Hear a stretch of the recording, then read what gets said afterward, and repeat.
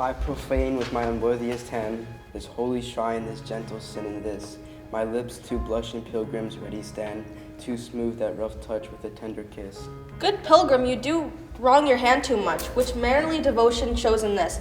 For saints have hands that pilgrims' hands do touch, and palm to palm is holy palmer's kiss. Have not saint lips and holy palmers too? Aye, pilgrims' lips that they must use in prayer. Oh then, dear saint, let lips do what hands do. They pray, grant thou, let fate turn to despair. Saints do not move, though grant for prayer's sake.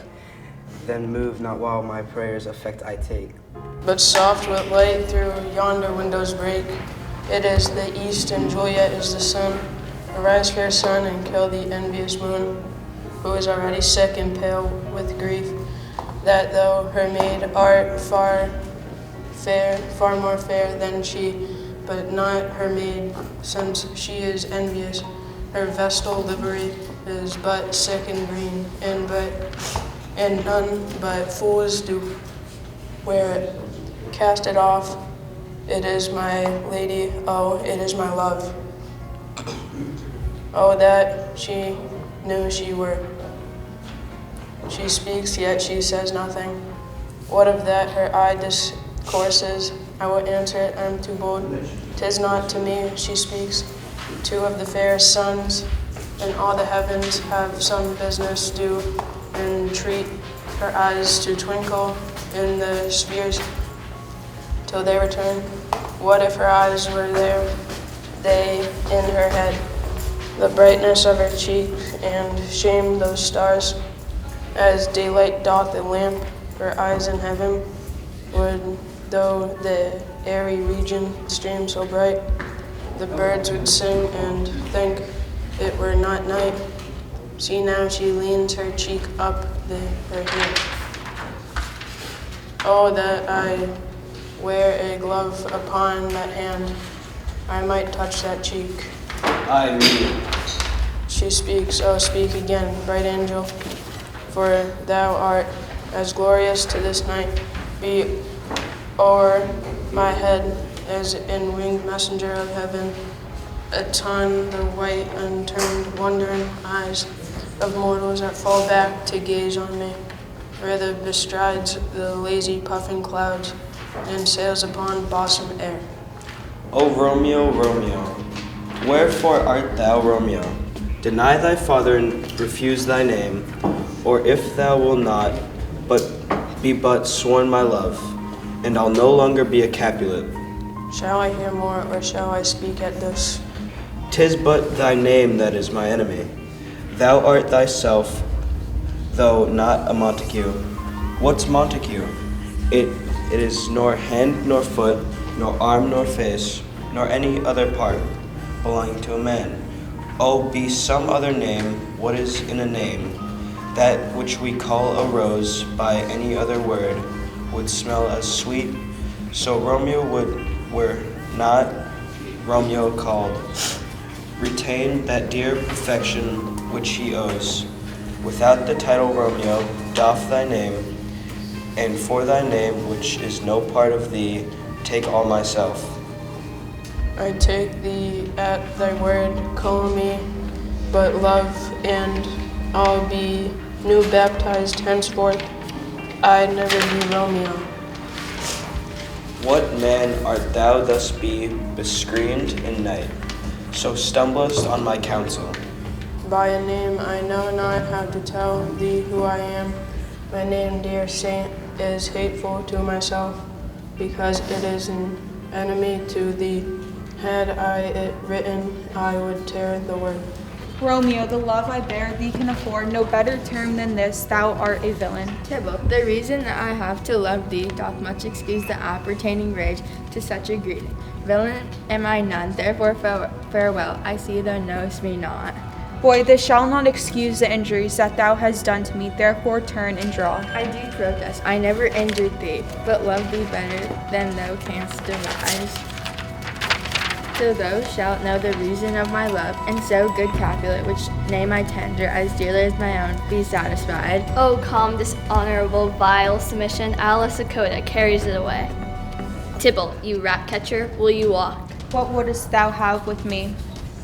Good kings of cats, nothing but one of your 9 lives, that I mean to make bold withdraw, and as you shall use me hereafter, dry beat the rest of the 8. Will you pluck your sword out of your pitcher by the ears? Make haste, lest be mine out of your ears, here to be out. I am for you. Good gentle Mercutio, put thy rapier up. Come, sir, your passado. Draw Benvolio, beat down their weapons, gentlemen for shame, for fear this outrage. Tybalt, Mercutio, the prince especially hath forbidden this dragging in Verona streets. Hold Tybalt, good Mercutio. Oh, I am hurt, a plague on both your houses. I am sped. Is he gone and hath nothing? What art thou hurt? Aye, a scratch. Marry, 'tis enough. Where is my page? Go, villain, fetch a surgeon. Courage, man, the hurt cannot be much. No, 'tis not as deep as well, nor so wide as a church door, but 'tis enough. Ask me for tomorrow, and you shall find me a grave man. I am a warrant for this world, a plague on both your houses, a dog, a rat, a mouse, a cat, to scratch a man to death, a rogue, a villain, that fights by the book of arithmetic. Why the devil you come between us? I was hurt under your arm. I thought all for the best. Help me into some home, Benvolio, or I shall faint, a plague on both your houses. They have made worms meat of me, I have it, and soundly your houses too. This gentleman, the prince's near ally, my very friend, hath got his mortal hurt in my behalf, my reputation stained with Tybalt's slander. Tybalt, that an hour hath been my cousin. O sweet Juliet, thy beauty hath made me effeminate, and my temper softened valor's steel. O Romeo, brave Mercutio is dead. That gallant spear hath aspired the clouds, which too untimely here did scorn the earth. This day's black fate on more days doth depend. This but begins the whose others must end.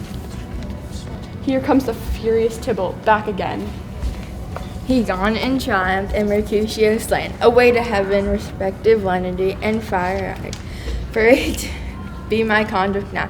Now, Tybalt, take the villain back again. That late thou gavest me for Mercutio's soul is but a late way above our heads, staying for thine to keep him company. Either thou or I or both must go with him. Thou wretched boy, this doesn't concert him here, shall with him hence.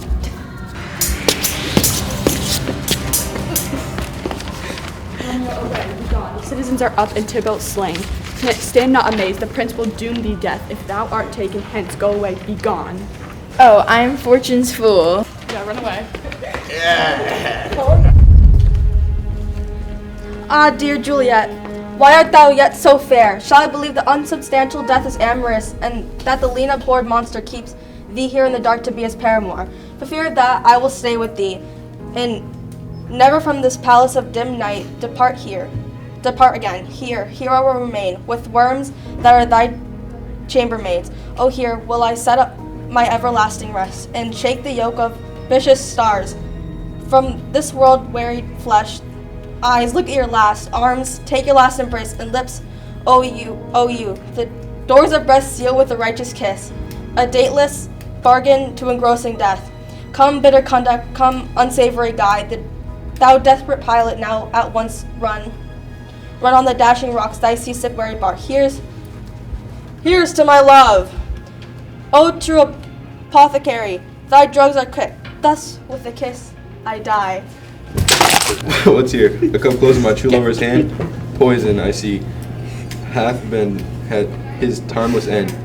O churl, drunk all and left no friendly drop to help me after, I will kiss thy lips. Happily some poison yet doth hang on them, to make me die with restorative. Thy lips are warm. Then I'll be brief. O happy dag. This is thy sheath. There rust and let me die. Where be these enemies? Enemies. Capulet, Montague, see what a scourge is laid upon your hate, that heaven finds means to kill your joys with love, and I, for winking at your discords too, have lost a grace of kinsmen. All are punished. O brother Montague, give me thee hand. This is my daughter's jointer, for no more can I demand. But I can give thee more, for I will raise her statue in pure gold, that whiles Verona by the name is known. there shall no figure at such rate but be set as that of true and faithful Juliet. As rich shall Romeo's by his ladies lie, poor sacrifice of our enmity. A glooming peace this morning with it brings. The sun for sorrow will not show its head. Go hence and have more talk of these things. Some shall be pardoned and some shall be punished, for never was a story of more woe than this of Juliet and her Romeo.